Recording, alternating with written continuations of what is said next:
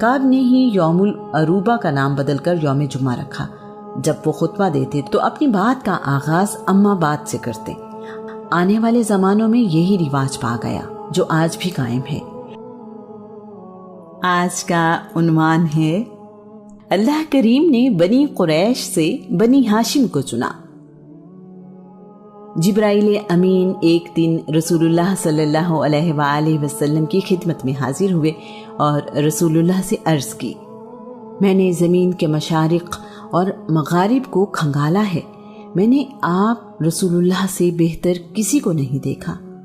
کسی باپ کے بیٹے مجھے بنی ہاشم سے اعلیٰ نظر نہیں آئے۔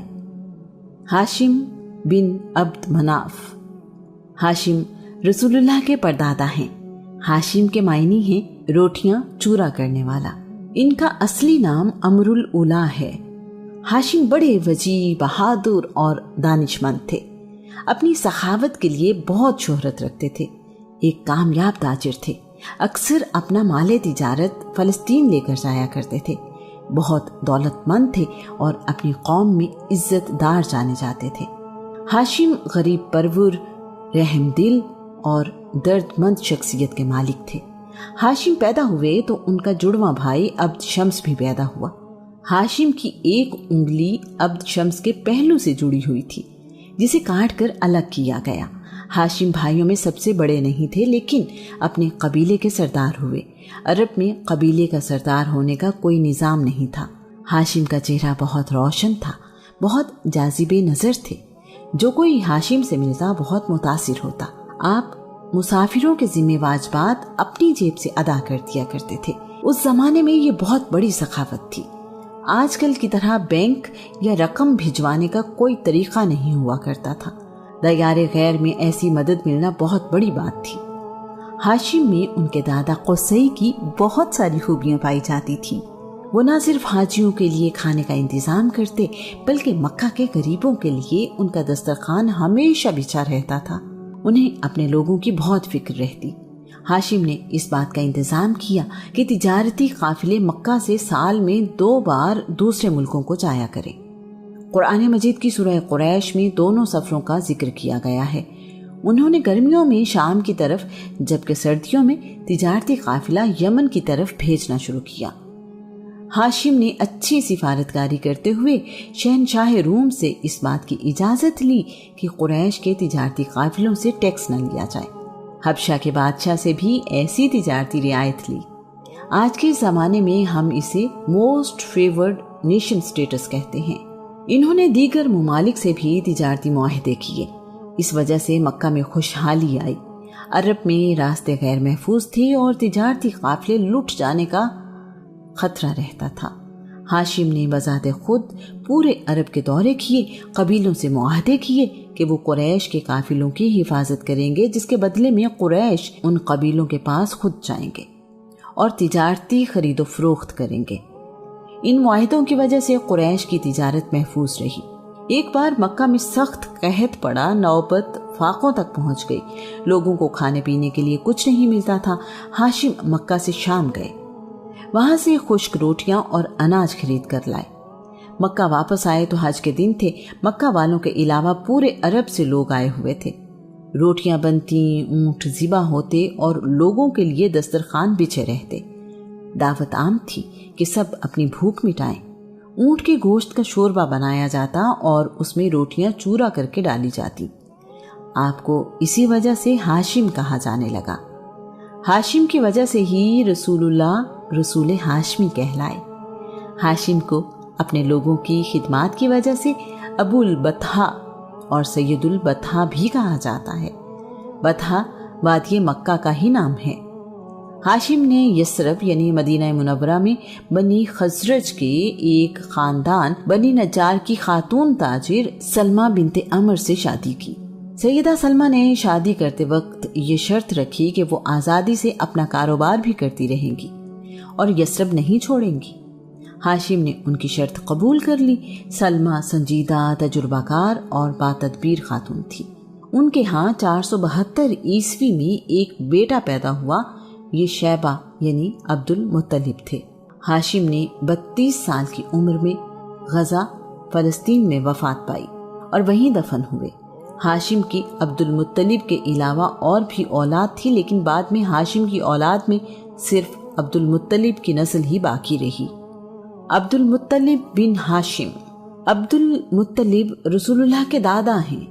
ان کا اصل نام شیبہ ہے۔ جب وہ پیدا ہوئے تو ان کے سر پر چند بال سفید تھے، اسی نسبت سے ان کا نام شیبہ رکھا گیا، جس کا مطلب ہے بوڑھا۔ ان کی ولادت یثرب یعنی مدینہ منورہ میں ہوئی۔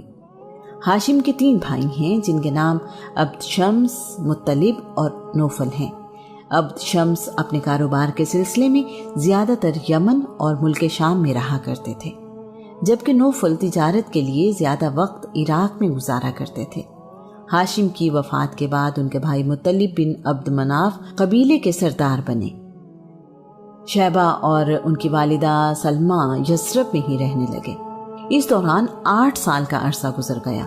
قبیلہ بنی حارث بن عبد مناف سے تعلق رکھنے والے ثابت بن منذر یعنی شاعر رسول حسان بن ثابت کے والد نے دیکھا کہ نہایت خوبصورت اور جاذب نظر بچہ تیر اندازی کر رہا ہے۔ جب اس کا تیر نشانے پر جا کر لگتا تو فخریہ کہتا ہے، میں ہاشم کا بیٹا ہوں، بطحا کے سردار کا بیٹا۔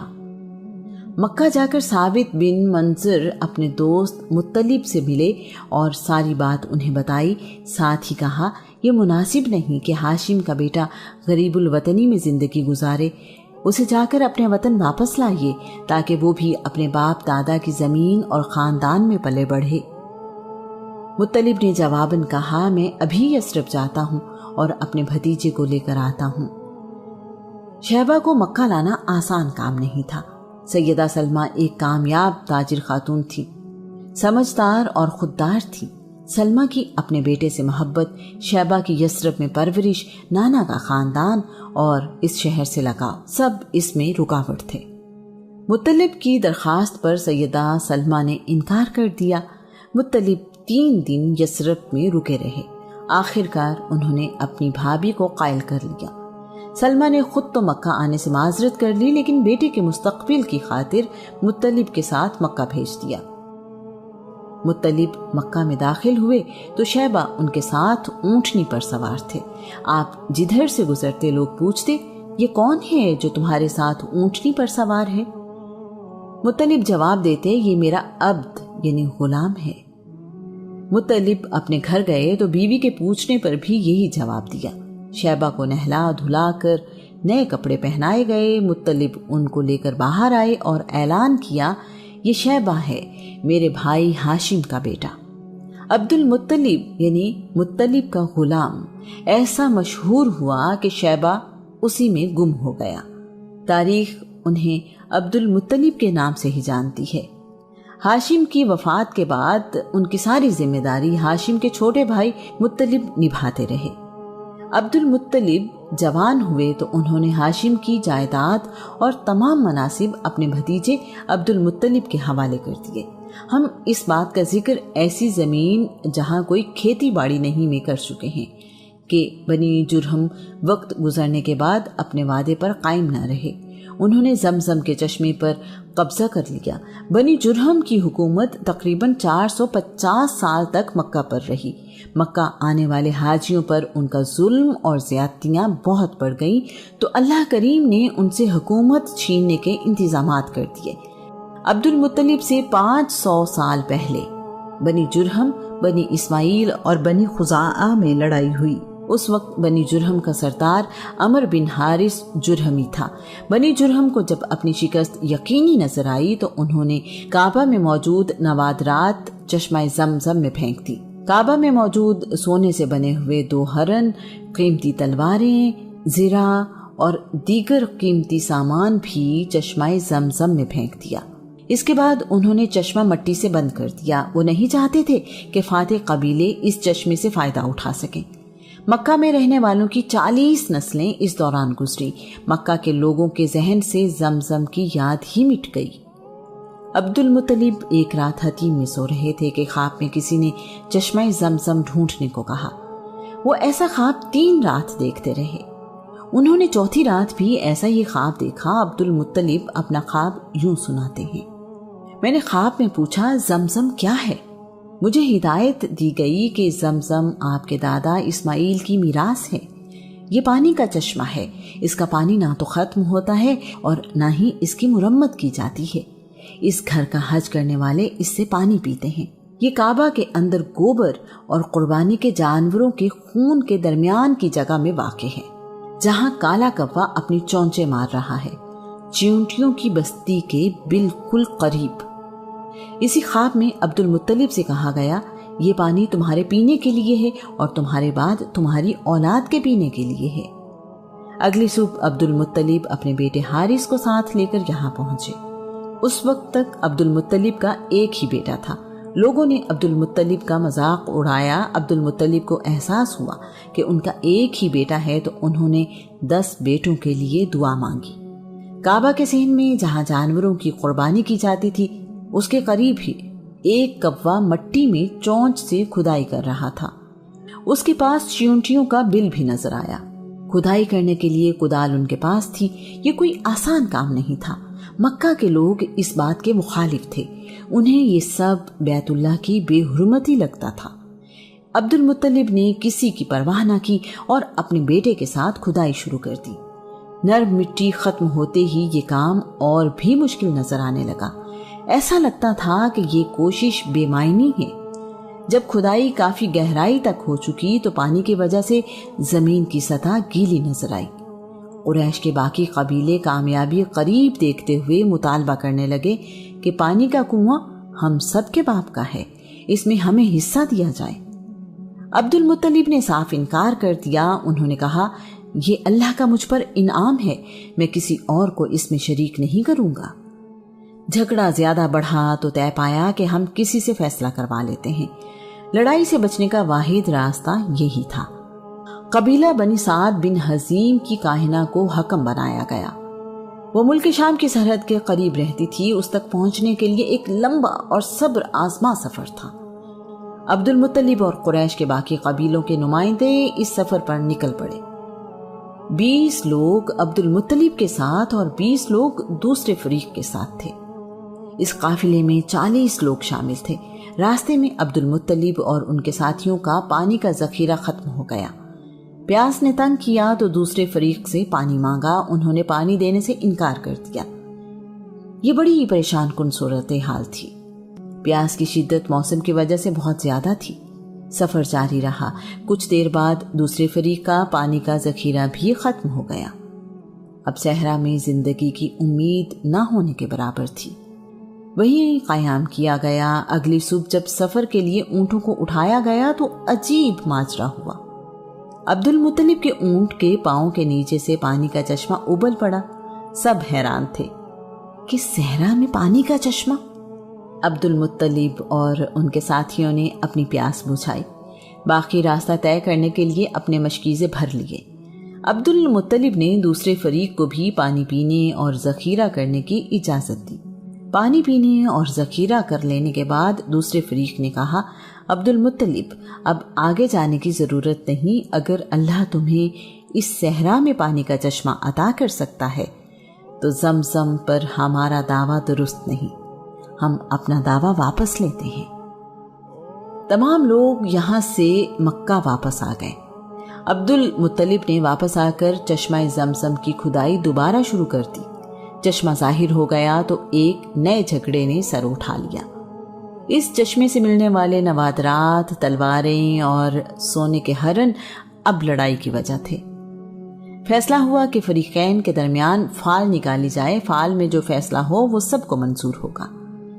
کعبہ کے فال نکالنے والے کو یہ ذمہ داری دی گئی۔ تیروں پر کعبہ، عبد المطلب اور دوسرے قبیلے لکھ دیے گئے۔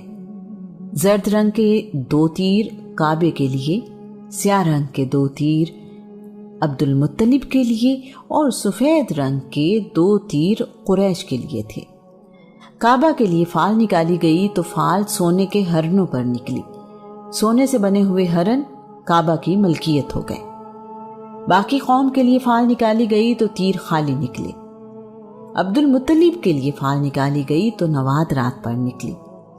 عبد المطلب نے سونے سے بنے ہوئے ہرن پگھلا کر اسے کعبہ کا دروازہ بنوایا۔ یہ پہلا موقع تھا کہ کعبہ کا دروازہ سونے سے بنایا گیا۔ عبد المطلب پہلے شخص تھے جو مکہ سے 5 کلومیٹر دور غار حرا میں جا کر عبادت کرنے لگے۔ آپ ماہ رمضان کا چاند نظر آتے ہی غار حرا میں تشریف لے جاتے، سارا مہینہ عبادت اور تنہائی میں گزارتے تھے۔ عبد المطلب بھی حنیف یعنی ایک خدا کی عبادت کرنے والے تھے۔ عبد المطلب بہت سخی تھے، ان کی دعا رد نہیں ہوتی تھی۔ عبد المطلب کا چہرہ بڑا روشن اور نورانی تھا۔ جب قریش کو قحط سالی کا خطرہ ہوتا تو عبد المطلب کے وسیلے سے بارش کی دعا مانگا کرتے، اللہ کریم بارش عنایت فرماتا۔ آپ کے چہرے سے خیر اور برکت نمایاں تھی، ان کے جسم سے خوشبو آیا کرتی تھی۔ عبد المطلب دراز قد اور خوبصورت رنگ و روپ کے مالک تھے۔ آپ لڑکیوں کو زندہ دفن کرنے والوں کو سختی سے روکتے، آپ چور کے ہاتھ کاٹ دیتے تھے۔ عبد المطلب ایک روبدار شخصیت کے مالک تھے۔ عرب کے بڑے بڑے سردار ان کے سامنے باادب رہا کرتے تھے۔ آپ نے ہی یمن سے واپس آ کر مکہ والوں کو سفید بالوں کو رنگ کرنے کا طریقہ سکھایا۔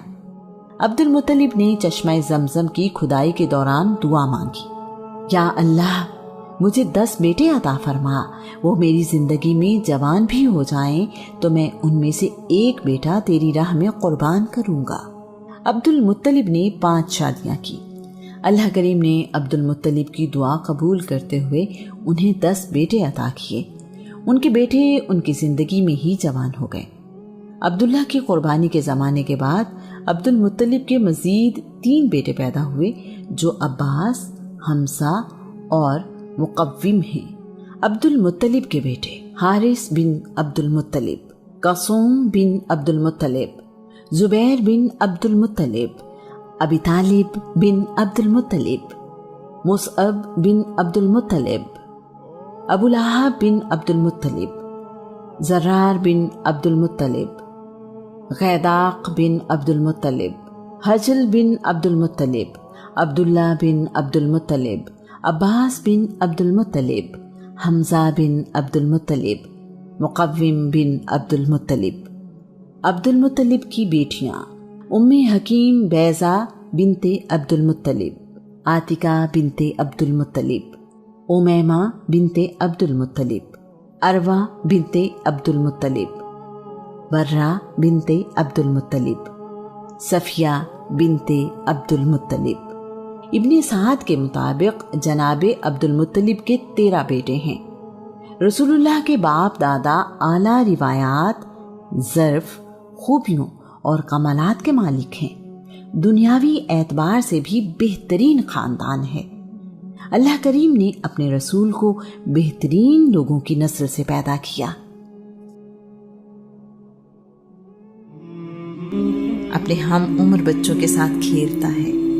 رسول اللہ کے چچا حمزہ آپ کے ہم عمر ہیں۔ جناب حالہ سے عبد المطلب کی ایک بیٹی صفیہ بنت عبد المطلب بھی ہیں جو رسول اللہ سے 2 سال چھوٹی